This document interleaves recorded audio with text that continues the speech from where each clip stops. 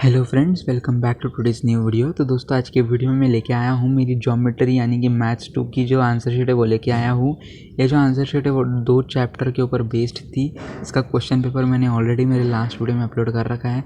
इसमें मुझे 40 में से 22 मार्क्स है, जो कि बिल्कुल भी बहुत बुरे मार्क्स है, बट है ना।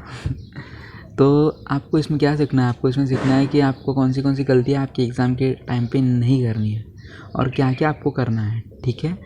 तो ये जो है आपके एक मार्क के क्वेश्चंस है। यहाँ पे भी अगर आप देखोगे तो यहाँ पे 6 क्वेश्चंस थे, इसमें से कोई भी 4 सॉल्व करने था तो मेरा एक ही राइट आया है और बाकी की 6 जो है, बाकी के 5 जो है वो रॉन्ग आ चुके हैं। तो आपको यहाँ पे ध्यान रखना है कि आपको जितना बोला गया है सिर्फ उतना ही सॉल्व मत कीजिए, एक्स्ट्रा भी सॉल्व कीजिए, ठीक है। क्योंकि अगर आपका एक अगर रॉन्ग भी हो जाता है तो आपको एक्स्ट्रा के मार्क्स तो मिल ही जाते हैं, ठीक है। तो आप, क्योंकि ये एक मार्क के क्वेश्चन जो है वो बहुत छोटे होते हैं, आप 2 सेकंड्स में सॉल्व कर सकते हो, तो आप सॉल्व कीजिए, उससे कुछ भी टाइम जाता नहीं है आपका एक्स्ट्रा सॉल्व करने, ठीक है। फिर 2 मार्क्स के लिए आपको किस टाइप के क्वेश्चन पूछ सकते हैं। यहाँ पे 2 मार्क का मैंने क्वेश्चन किया था, ये जो है मेरा रॉन्ग हो चुका था। फिर आंसर शीट मिलने के बाद ये मैंने करेक्ट सॉल्व किया है, तो आप करेक्ट वाला ये देखिए, ठीक है। मैं इसे ऊपर कर देता हूँ। पेंसिल से जो किया है वो करेक्ट है और आंसर शीट और पेन से जो किया है वो रॉन्ग है, ठीक है। फिर सेकेंड क्वेश्चन भी अगर आप देखोगे तो ये राइट सॉल्व किया है मैंने। यहाँ पे अगर आप देखोगे गाइस, यहाँ पे एक बहुत बड़ी गलती हो गई है। मैंने ऊपर जो है पूरे रॉन्ग सॉल्व किया है, तो टीचर को लगा कि ये बच्चा होशियार नहीं है, तो यहाँ पे भी रॉन्ग कर दिया था टीचर ने। आपको ध्यान रखना है कि आप राइट सॉल्व कीजिए सारे क्वेश्चन, जिससे कि टीचर को विश्वास हो जाए कि हाँ, ये बच्चा होशियार है, ये बच्चा कर सकता है, ठीक है। तो आप करेक्ट सॉल्व कीजिए।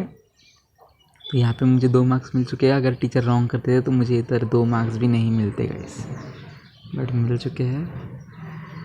फिर देखिए एमसीक्यू में अगर आप देखोगे तो मैंने यहाँ पे पूरा सॉल्व किया है। ये आपको सोल्यूशन वगैरह लिखने की कुछ भी ज़रूरत नहीं है, आप सिर्फ करेक्ट ABCD भी लिख दोगे तो भी चलेगा, ठीक है। ये मैंने फालतू को टाइम पास किया, 2 सेकंड 1-2 मिनट मेरे वेस्ट गए यहाँ पे। तो आप एमसीक्यू जब ये सॉल्व करेंगे तो आप सोल्यूशन मत दीजिए।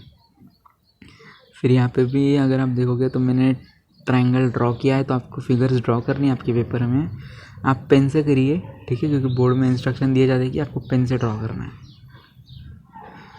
फिर अपोलोनियस थ्योरम भी आपको होता है, उसके ऊपर बेस्ड भी आपको क्वेश्चंस पूछे जा सकते हैं। तो देखिए मुझे यहाँ पे 2 मार्क्स मिल चुके हैं, यहाँ पे एक फिर हाँ, ये भी आपको यहाँ पे भी ध्यान रखना है गाइस।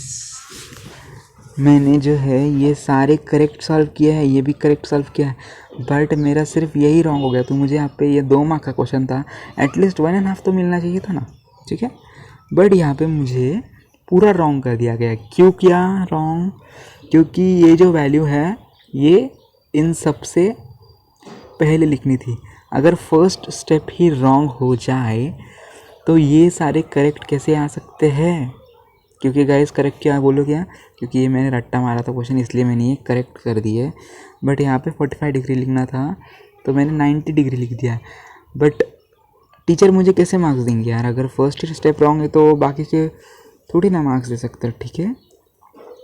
तो आपको ध्यान रखना है कि आपकी फर्स्ट स्टेप राइट होनी चाहिए।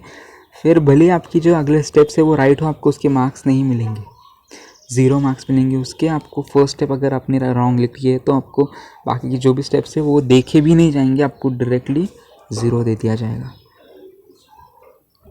है ना। यहाँ पे साफ साफ आपको दिख रहा है कि बाकी जो 4-5 बॉक्सेस जो है वो राइट है, सिर्फ एक रॉन्ग है, फिर भी मुझे यहाँ पे पूरा रॉन्ग मिल चुका है। फिर यहाँ पे आपका कितने 2 मार्क का क्वेश्चन है, फिर से एक बार इसके क्वेश्चन पेपर मैंने ऑलरेडी अपलोड कर रखा है, तो आप उसकी प्रैक्टिस कीजिए।